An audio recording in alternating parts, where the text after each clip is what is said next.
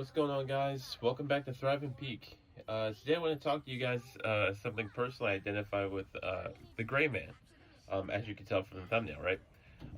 And when I say the gray man, I mean the mysterious type, right? The quiet one, the hard to read one, the person people are drawn to because they seem calm, detached, composed, maybe even a little dangerous at times, a little deep, maybe even a little different, right? We see this archetype everywhere. Kakashi, Piccolo, Vegeta, in certain parts of the story, Gojo, characters like that, right?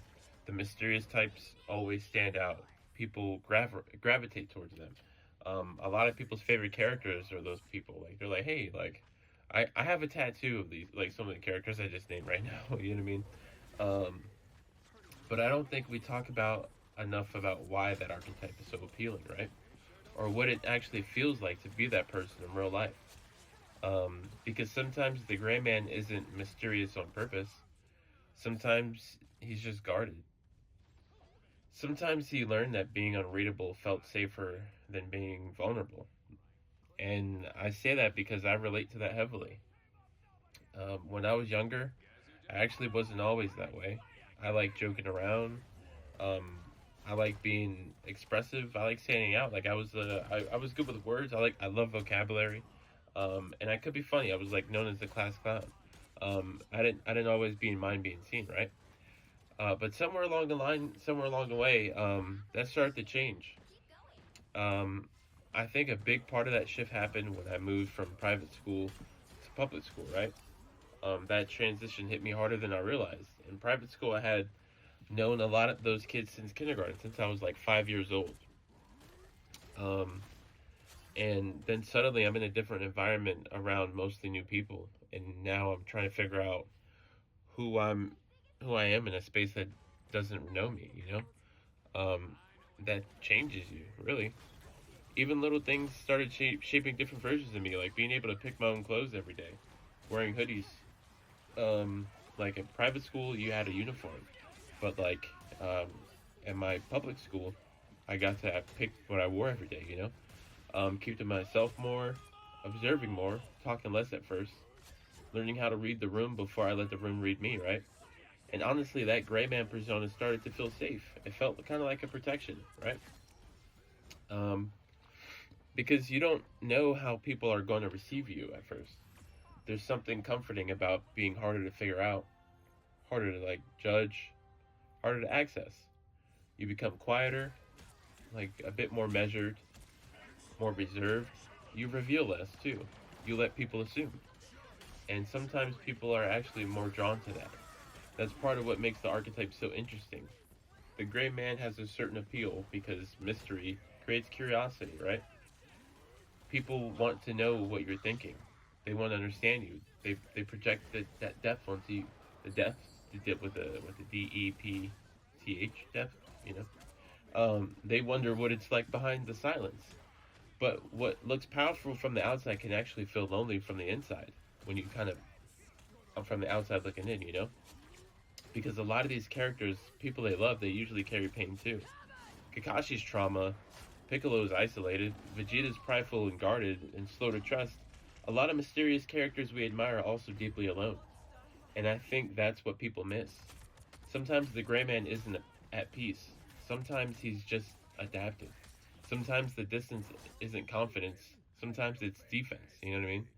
That's what happened with me too. And I didn't even fully realize that at first.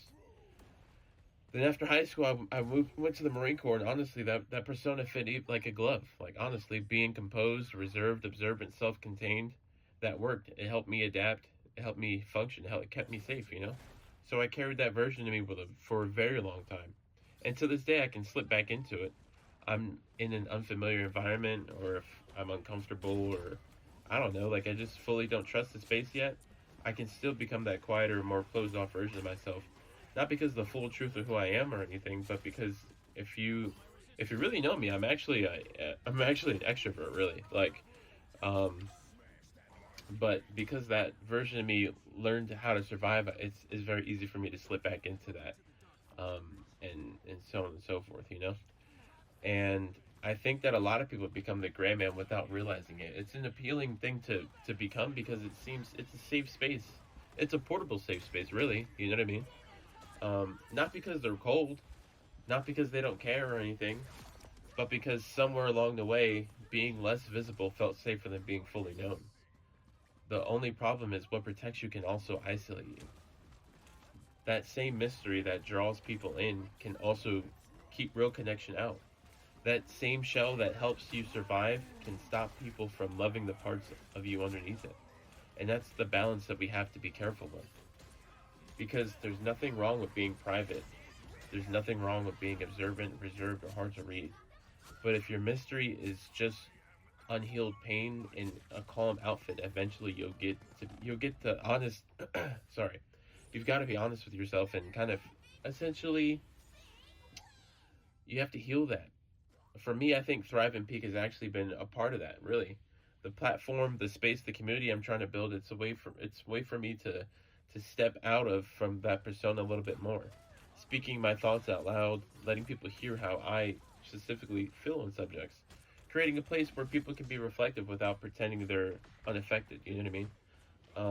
And it's a safe space to build that. It's a safe community to talk about those things, you know? Because I know I'm not the only one who has worn that mask. I know I'm not. I've seen it. So if you've ever been the quiet one, the unreadable one, the one people thought was mysterious, maybe ask yourself, was I being myself or was I protecting myself? That's a difference. And sometimes healing starts when you finally notice. And I appreciate you guys hearing me out. Welcome to Thrive and Peak, and I will catch you on the next one.